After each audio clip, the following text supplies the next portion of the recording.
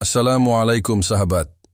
Dalam sejarah manusia, banyak tokoh besar yang dikenal karena kejayaan, kekuasaan, atau kecerdasan mereka.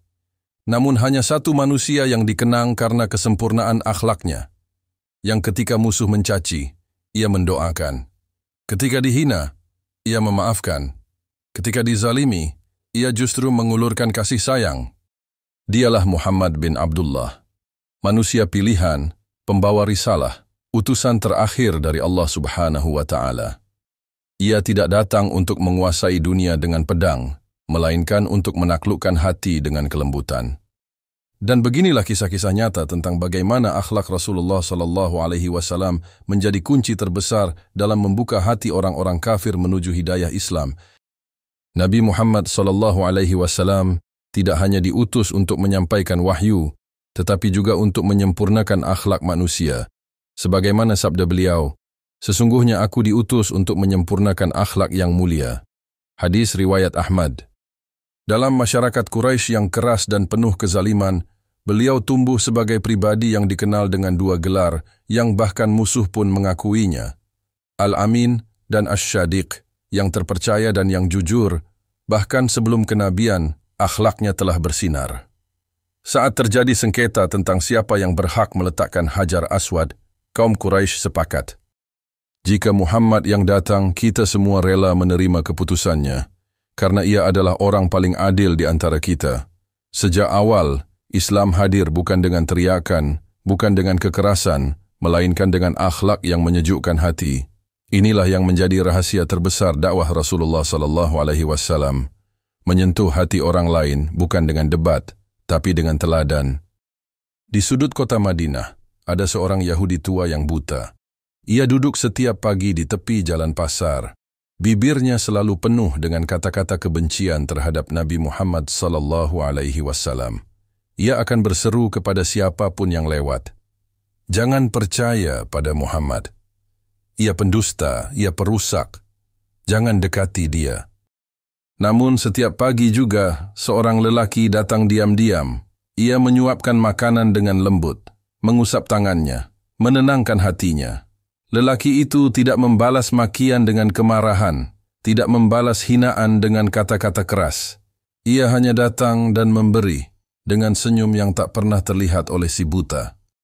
Orang Yahudi itu tak pernah tahu siapa yang melakukannya, karena matanya tak mampu melihat. Tapi hatinya mulai merasakan sesuatu yang ganjil. Ada kelembutan dalam tangan yang menyuapinya. Ada kasih dalam suara yang menenangkannya. Namun suatu hari lelaki itu tidak datang lagi. Rasulullah SAW telah wafat. Yang datang menggantikannya adalah Abu Bakar radhiyallahu anhu. Ketika Abu Bakar menyuapi, si buta langsung berkata, "Engkau bukan orang yang biasa, tanganmu berbeda. Suaramu berbeda, di mana orang yang dahulu selalu datang setiap pagi."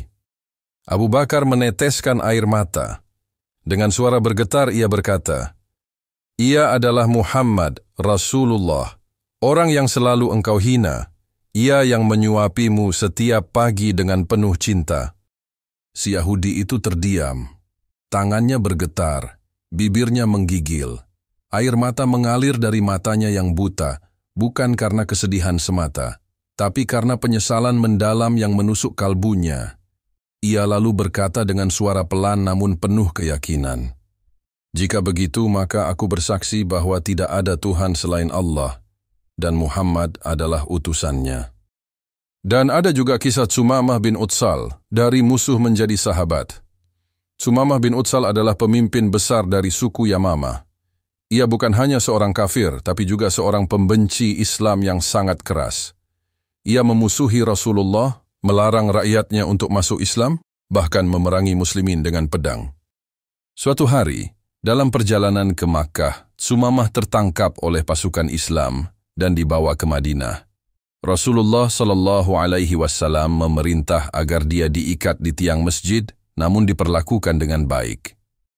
Hari pertama, Rasulullah mendatanginya. Dengan suara lembut, beliau bertanya, "Apa pendapatmu, wahai Tsumamah?" Tsumamah menjawab dengan tegas, "Jika engkau membunuhku, kau membunuh darah yang bernilai. Jika engkau memaafkanku, engkau akan memaafkan orang yang tahu berterima kasih. Dan jika engkau ingin harta, mintalah. Nabi hanya tersenyum, tidak memaksa, tidak menekan, lalu pergi. Hari kedua, Nabi datang dan menanyakan hal yang sama. Jawaban Sumamah masih sama. Hari ketiga pun demikian. Namun yang membuat Sumamah terkejut adalah perlakuan Rasulullah dan para sahabat. Tidak ada makian, tidak ada kekerasan. Mereka memberinya makanan terbaik, memberi air, menjaganya dengan baik. Bahkan, Rasulullah meminta agar Sumamah diberi kenyamanan meskipun dia musuh. Setelah 3 hari, Rasulullah membebaskannya tanpa syarat. Sumamah pun pergi meninggalkan Madinah. Tapi tidak lama kemudian, ia kembali. Dan kali ini bukan sebagai tawanan. Ia datang sebagai tamu, lalu berdiri di hadapan Rasulullah dengan mata berkaca-kaca dan berkata, "Sebelumnya, tidak ada wajah yang lebih aku benci selain wajahmu. Namun kini, tidak ada wajah yang lebih aku cintai selain wajahmu. Aku bersaksi bahwa tiada Tuhan selain Allah dan engkau adalah utusannya." Sejak hari itu, Sumamah menjadi seorang Muslim yang taat. Ia kembali ke sukunya dan menyeru mereka kepada Islam. Dan karena pengaruhnya yang besar, seluruh suku Yamamah masuk Islam tak lama setelah itu. Semua itu bukan karena debat, bukan karena argumen, tetapi karena akhlak Rasulullah SAW yang menyentuh jiwanya. Ada pula kisah dari wanita tua yang setiap pagi menyiramkan kotoran ke kepala Rasulullah SAW dari atas rumahnya. Beliau melintasi jalan itu setiap hari untuk pergi ke masjid, dan setiap hari beliau tidak pernah marah, tidak pernah memaki, tidak pernah membalas. Hingga suatu hari, kotoran itu tidak datang. Rasulullah bertanya kepada tetangga sekitar, "Di mana wanita tua itu?" Mereka menjawab bahwa ia sedang sakit keras. Tanpa ragu, Rasulullah SAW datang menjenguknya. Wanita itu terkejut. Ia mengira bahwa Nabi akan datang membalas dendam. Tapi justru yang datang adalah tangan lembut yang menyuapkan makanan dan suara tenang yang mendoakan kesembuhan. Wanita itu tak mampu menahan haru. Ia menangis dan dengan suara terisak berkata, "Sungguh, engkau bukan manusia biasa.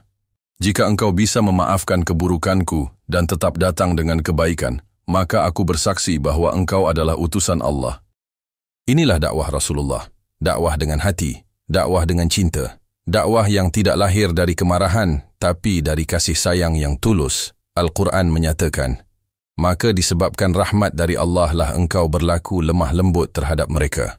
Sekiranya engkau bersikap keras dan berhati kasar, tentulah mereka menjauh dari sekelilingmu."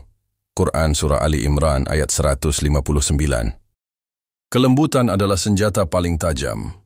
Dan akhlak adalah panah yang mampu menembus jantung yang paling keras sekalipun. Mari kita belajar dari Rasulullah SAW. Karena sesungguhnya orang akan lebih dulu melihat sikapmu sebelum mendengar dakwahmu. Mereka akan menilai agamamu dari cara engkau bersikap kepada mereka.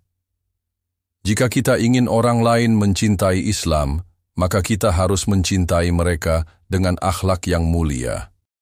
Ingatlah, bukan hanya wahyu yang diturunkan kepada Rasulullah, tapi juga teladan, agar umat ini tidak hanya bicara tentang Islam, tapi menjadi Islam itu sendiri dalam hidup sehari-hari. Inilah warisan terbesar Nabi Muhammad SAW, akhlak yang mampu mengubah dunia.